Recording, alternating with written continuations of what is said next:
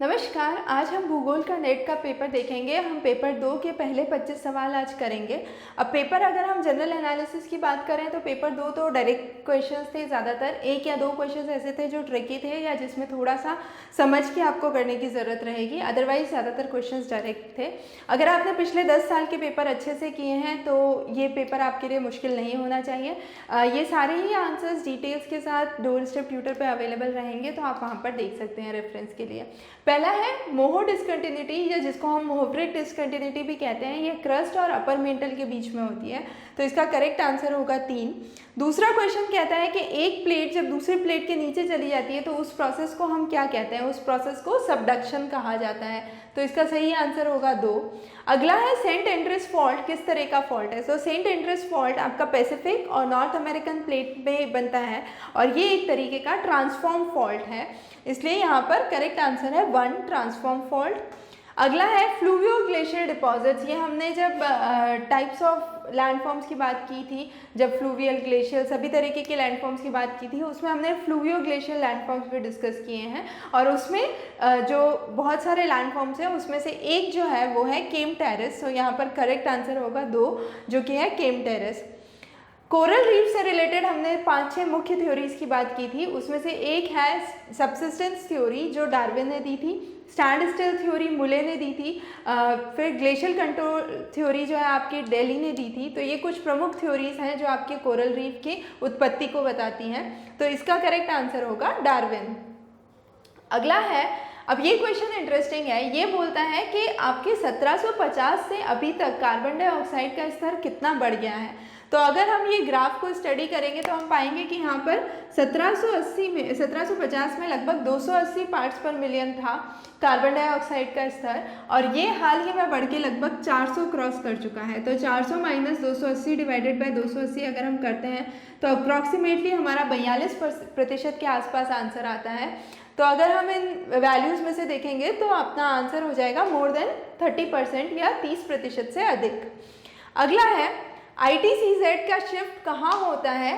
तो ITCZ का shift जो है ज़मीन पर ज़्यादा होता है समुद्र के बनिस्बत। तो यहाँ पर असर्शन ही अपने आप में गलत हो गया, क्योंकि ज़मीन पर ज़्यादा क्यों होता है? ज़मीन पर ज़्यादा इसलिए होता है क्योंकि ज़मीन जल्दी गर्म हो जाती है पानी के बनिस्बत। तो यहाँ पर रीज़न तो सही हो गया पर असर्शन गलत है, तो असर्शन इज़ फॉल्स और रीज़न इज़ ट्रू, आपका सही आंसर होगा।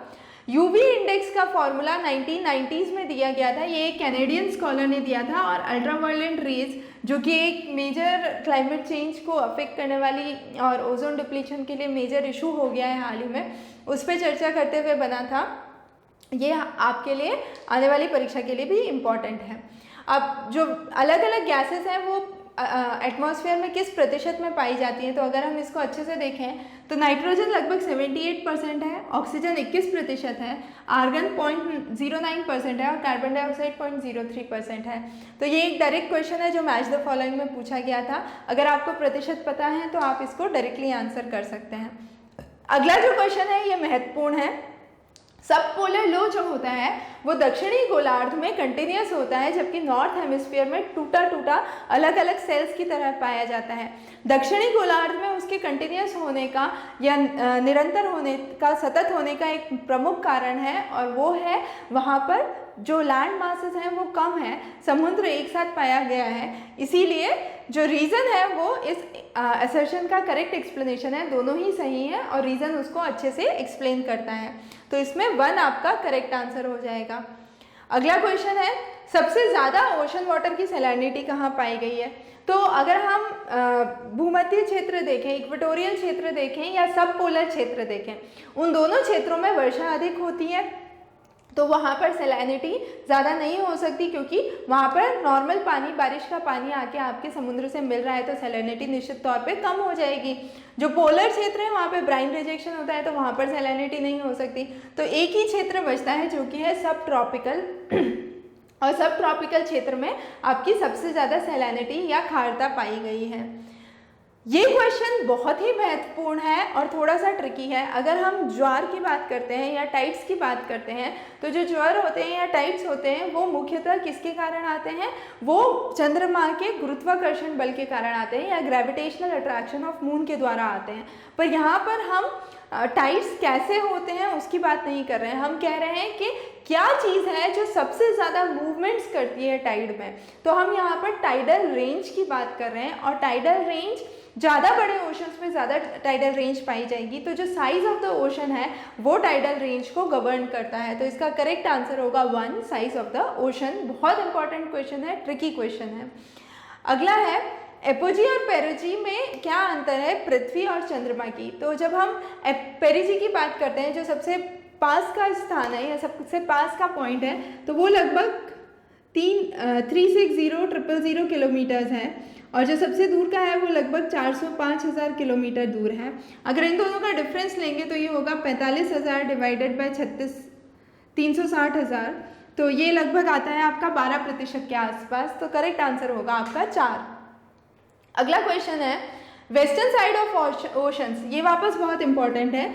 जो समुद्र है उसका पश्चिमी हिस्सा या पृथ्वी या लैंड मास का पूर्वी भाग, वो दोनों एक ही चीज़ हो गई, क्योंकि अगर मैं यहाँ पर लैंड मास बनाऊँ तो समुद्र का पश्चिमी भाग और इस लैंड मास का पूर्वी भाग एक ही बात हो गई। तो ये जो हिस्सा है ये ज़्यादा गर्म होगा इसके दूसरी तरफ के कंपैरेटिवली, और इसका प्रमुख कारण क्या है, यहाँ पर जो ओशन करंट्स बहते हैं, जैसे नामिब करंट हुआ, पेरू करंट हुआ, कैलिफोर्नियन करंट हुआ, ये सब चीज़ें इसको सपोर्ट करती हैं। कुछ एक एक्सेप्शंस पाए गए हैं, जैसे लुवियन करंट जो आपका है ऑस्ट्रेलिया में, वो एक एक्सेप्शन है, पर मोटा मोटा जो ओशन करंट्स है वो ही एक मेन कारण है कि जो पश्चिमी तरफ है ओशंस की वो ज़्यादा गर्म पाई गई है, और इसलिए रीज़न इसको पूर्णतः समझाता है। दोनों स्टेटमेंट्स करेक्ट हैं और रीज़न इसका एक्सप्लेनेशन है। अगला क्वेश्चन होगा आपका, जब दो बायोम्स की मिक्सिंग होती है तो उस एरिया को इकोटोन्स कहा जाता है। तो ecotones is a kind of transition जहाँ पर आपके दो अलग अलग बायोम्स मिलते हैं।